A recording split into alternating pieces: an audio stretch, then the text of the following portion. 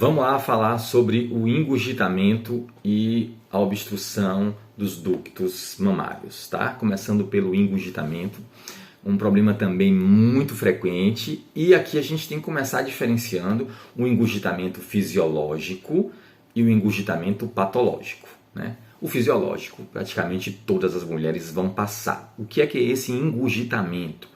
É o aumento, a tensão das mamas, que após aí 48 horas, normalmente, 48, 72 horas, aumentam de tamanho. Aumentam de tamanho porque há um fluxo sanguíneo maior ali, há uma tendência, uma retenção de linfa, do líquido linfático também nesse tecido glandular, e algumas vezes pode haver uma produção de leite, um pico, a pojadura, ali, a descida do leite, maior do que a capacidade do bebê sugar. Então deixam essas mamas aumentadas de volumes e tensas. Praticamente todas as mulheres terão um grau de engurgitamento, que é o chamado fisiológico, que é aquele aumento das mamas, mas que não causam dor, um desconforto, nem muito menos febre, e o bebê começa a sugar mais frequentemente, a partir do terceiro dia a necessidade fisiológica do bebê aumenta e o bebê dá conta de esvaziar essas mamas e isso se desfaz aí sem muito problema. A mulher tem algum pequeno grauzinho de desconforto aí nesse segundo, terceiro dia e isso se desfaz. Mas algumas mulheres podem ter engurgitamento, principalmente aí na segunda semana, ao redor da segunda semana é mais típico esse aumento, tensão da mama. E aí, principalmente pela retenção de leite. As causas mais comuns ou essa mulher tem uma produção de leite muito grande e o bebê não está dando conta de sugar. Se o bebê tiver algum problema na sucção, também pode dificultar esse esvaziamento. Mas lembrar que o uso de fórmulas lácteas, os suplementos aí desses leites artificiais, fazem com que esse bebê não vá ao seio, durma mais tempo e essa mama que deveria estar sendo esvaziada não é esvaziada. E é muito comum, nesses casos, acontecer o engurgitamento. E aí, o que a gente vai fazer?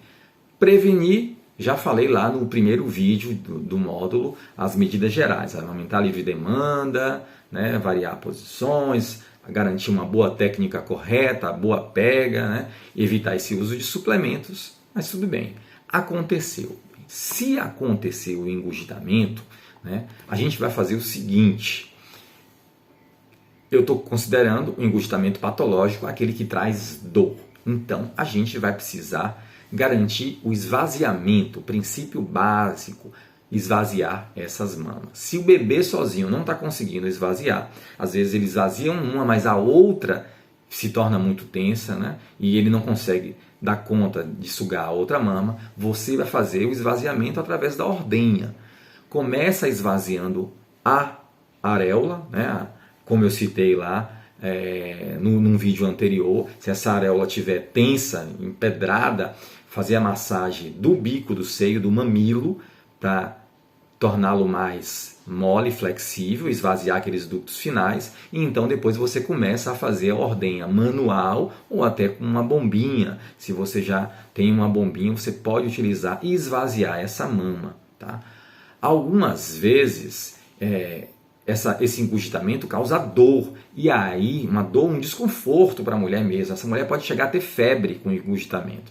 E aí você pode sim, tranquilamente, utilizar uma analgesia, um anti-inflamatório, como eu citei já em vídeo anterior, de mesolida, diclofenaco, ibuprofeno, dipirona, analgésicos anti-inflamatórios básicos comuns, bem utilizados aí de maneira corriqueira, antigos, e que você pode utilizar para aliviar essa dor, você não precisa ficar sofrendo.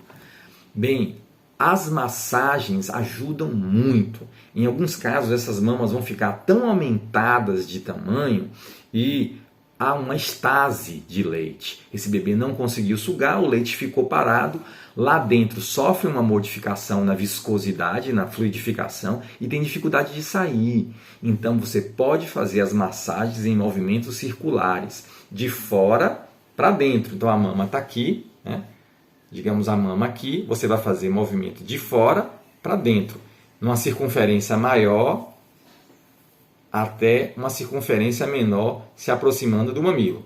Então, movimentos desse tipo aqui. Então, você pode ficar aí uns 2 minutinhos em cada local e aí muda. Uma pressão empurrando e movimentos circulares. Pressão, e aí você vai descendo ao redor de toda a mama, na circunferência mais externa. Depois desce, entra mais um círculo interno. Mesma coisa. As massagens ajudam muito a fluidificar e a ajudar, você pode fazer antes da ordenha. Bem, lembrar que você precisa continuar utilizando sutiãs de alças largas. Se esses seios engurgitados, tensos, né, dependendo do tamanho, livres, a tendência de machucar sua mama mais, né? E até favorecer futuramente as estrias, lesões de pele. Então você mantém esses sutiãs firme, né? Esse seio firme com um sutiã de alça bem larga que mantenha esses seios aderidos, né?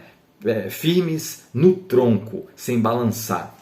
Tá? E aí, gente, vamos fazer compressas ou não vamos fazer compressas? Eu sei que há controvérsias, como eu já citei em outros vídeos, sobre alguns tópicos pode haver controvérsias, e há controvérsias sobre essas compressas mornas, frias. Bem, eu vou citar o que é mais comum, né, o que aparece em alguns artigos de pesquisadores mais renomados e práticas que, apesar de um pouco dessa falta de evidência aí muito clara, é o que parece ser mais utilizado.